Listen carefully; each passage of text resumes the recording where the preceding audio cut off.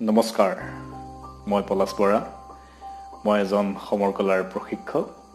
আজি কাটাৰ বিষয়ে কিছু কথা আলোচনা কৰিবলৈ আগবাঢ়ি আহিছোঁ। তেনেহ'লে আহক আজিৰ এই ভিডিঅ'টো আৰম্ভ কৰোঁ।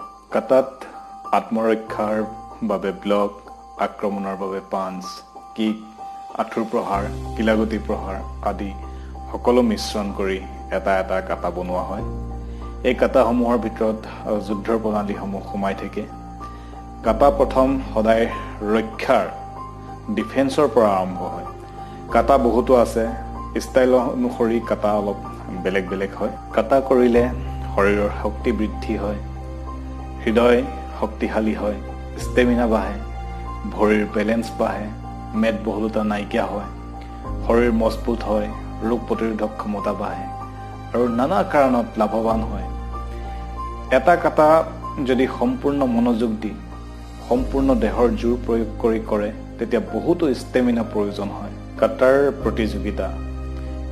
প্ৰতিযোগিতা দেখাত বহুত সহজ যেন লাগে, কিন্তু কৰিব গ'লে বহুত কঠিন হৈ পৰে। কাটা এটা কৰিবলৈ যাওঁতে বহুতো কথা গুৰুত্ব দিব লাগিব, নহ'লে জয়ী হোৱা বহুতো কঠিন হৈ পৰে। যেনে ধৰক খেলুৱৈজনৰ পোচাকযোৰ চাফ চিকুণ হ'ব লাগিব, কমিটে কৰা পোচাকযোৰ কাটাত ব্যৱহাৰ কৰিব নোৱাৰিব। দুয়োযোৰ ড্ৰেছ বেলেগ বেলেগ হয়। ড্ৰেছযোৰ বহুত টাইট ফিট হ'ব নোৱাৰিব বা বহুত দীঘল আহল বহল হ'ব নোৱাৰিব।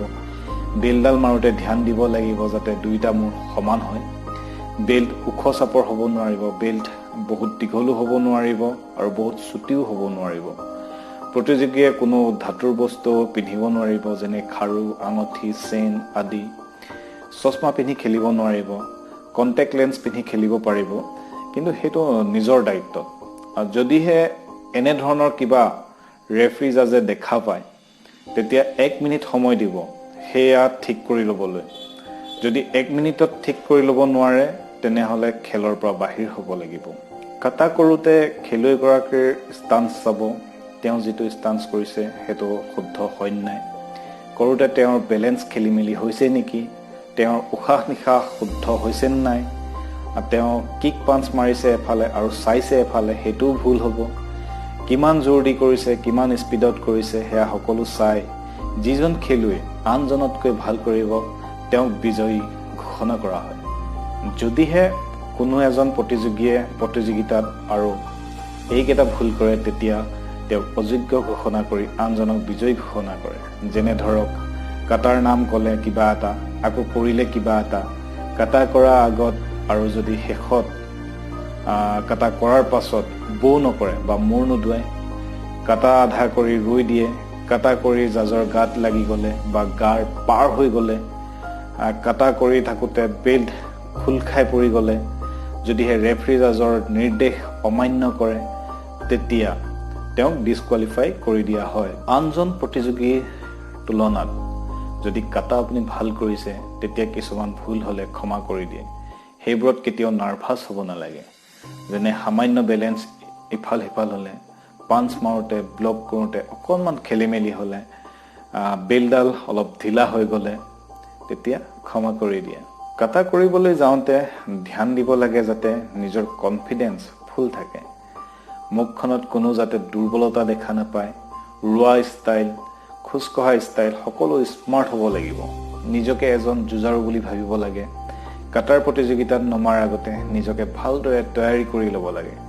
6টামান ভাল কাটা নিৰ্বাচন কৰি সেইকেইটাক 1000 বাৰ, লাখ বাৰ প্ৰেক্টিচ কৰি থাকিব লাগে। তেতিয়া দিনে দিনে তোমাৰ কাটা বহুত উন্নত হৈ পৰিব। মনত ৰাখিবা, তুমি যেতিয়া শুই আছা, টিভি চাই আছা, মোবাইল চাই আছা, তেতিয়া তোমাৰ বিপক্ষৰজনে প্ৰেক্টিচ কৰি আছে বুলি ভাবি ল'বা।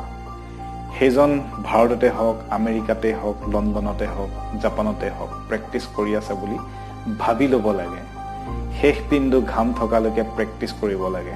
নিজৰ পৰিয়াল, প্ৰশিক্ষক আৰু দেশৰ নাম সূৰ্যৰ দৰে জিলিকাই তুলিবলৈ চেষ্টা কৰিব লাগে। এই ভিডিঅ'টোৱে আপোনালোকক বা তোমালোকক অলপ হ'লেও সহায় কৰিছে বা কৰিব। যদিহে ভিডিঅ'টো চাই অলপ হ'লেও ভাল পাইছে তেতিয়াহ'লে মোৰ এই চেনেলটোক ছাবস্ক্ৰাইব কৰিবলৈ নাপাহৰিব। পুনৰ এটা নতুন ভিডিঅ'ত লগ পোৱাৰ আশাৰে ধন্যবাদ।